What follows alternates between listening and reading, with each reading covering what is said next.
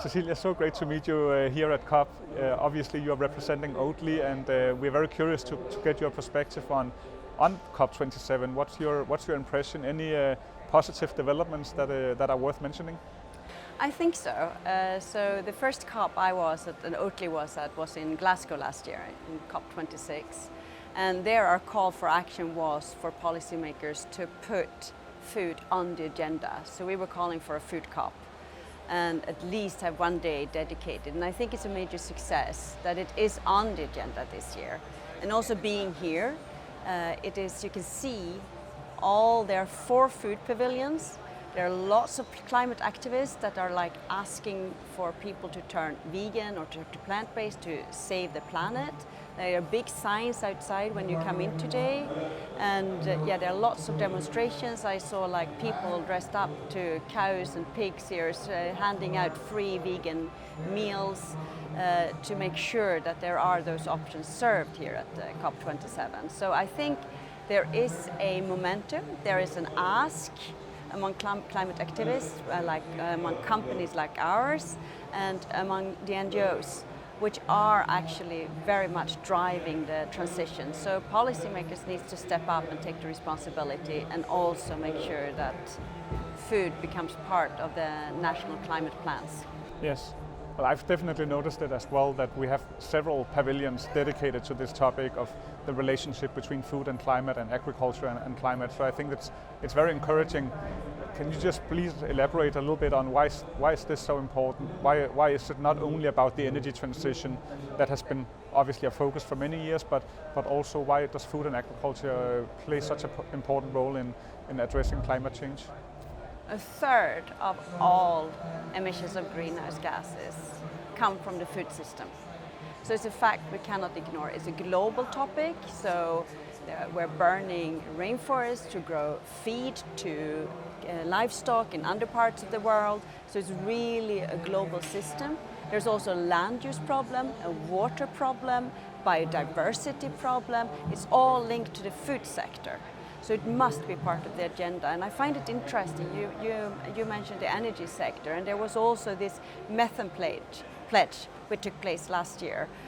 It's interesting that livestock or the agriculture sector was not included. That must be included. That is also a third of the emissions of the global methane emissions.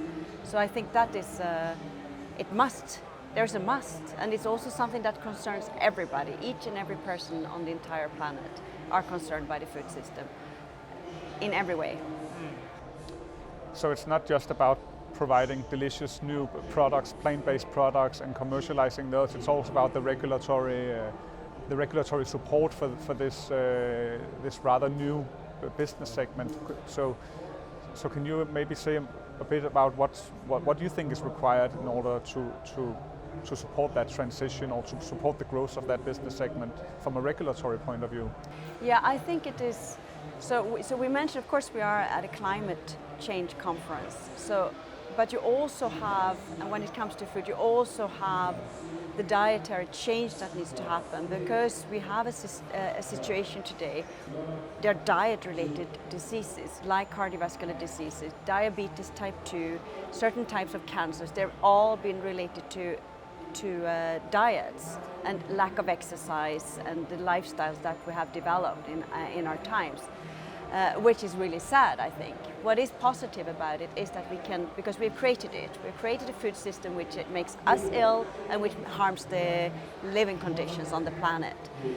What is beautiful about it is that means that we can also create the solution to it. I'm absolutely optimistic, and one way is to switch to plant-based. We need to have plant-centric food systems. We need to switch to a more plant-based diet.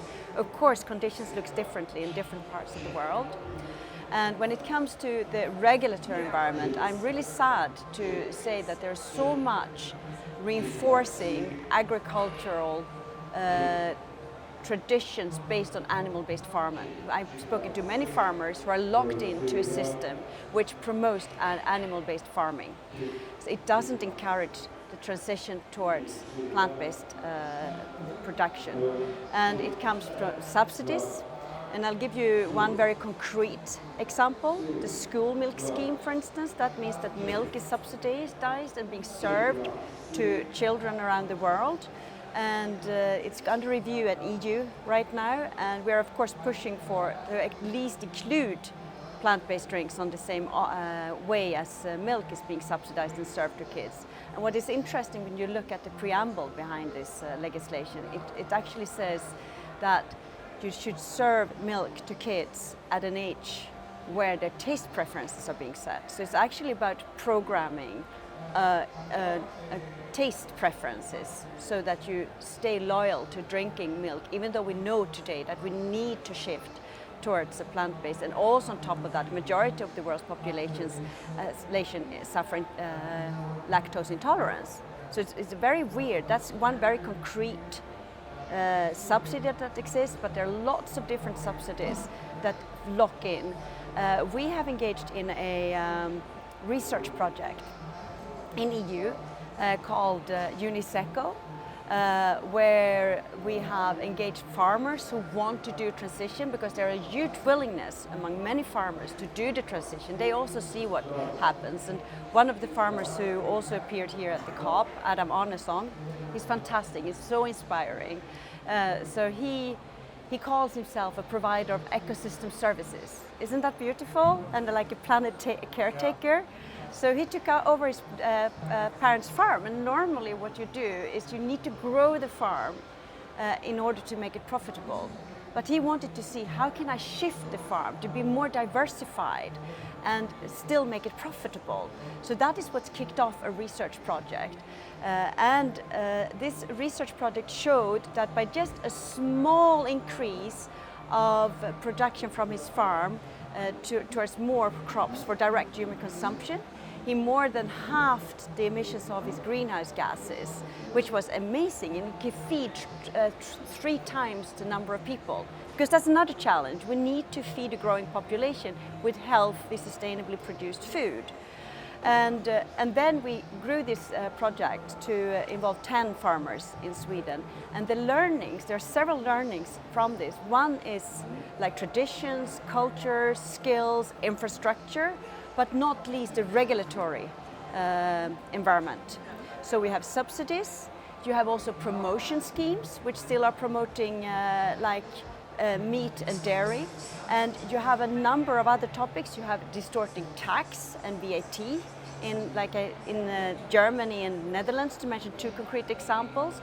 Milk is exempted, whereas plant-based drinks are not.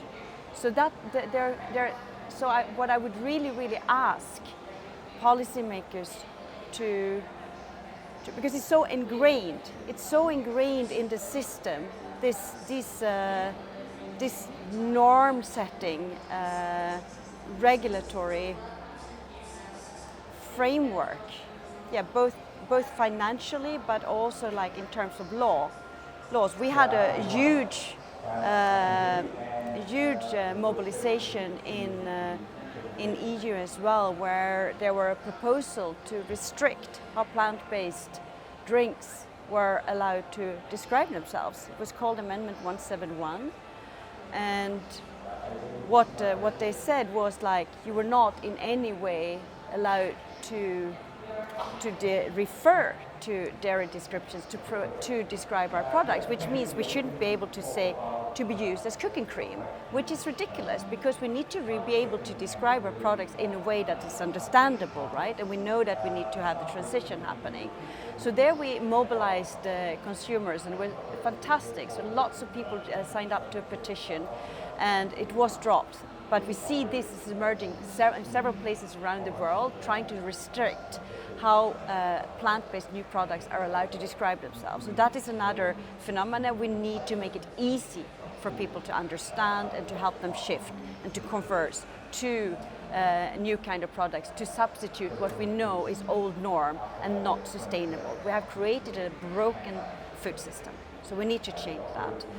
Another example, if I may, what we have done as well, and I think there is a beauty, because suddenly you see a development where consumers, NGOs, and business, new kind of business, are building alliances and actually try to drive change, whereas policymakers are lagging behind, basing on old norms and old school understanding. We have scientific facts, they're really clear in their language.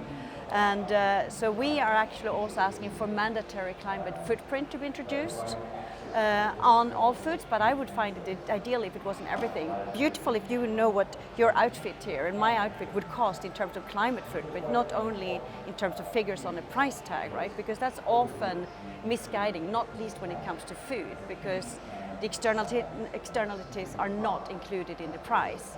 So there are lots that can be done to promote the shift. So we are asking for mandatory climate footprint in exact numbers.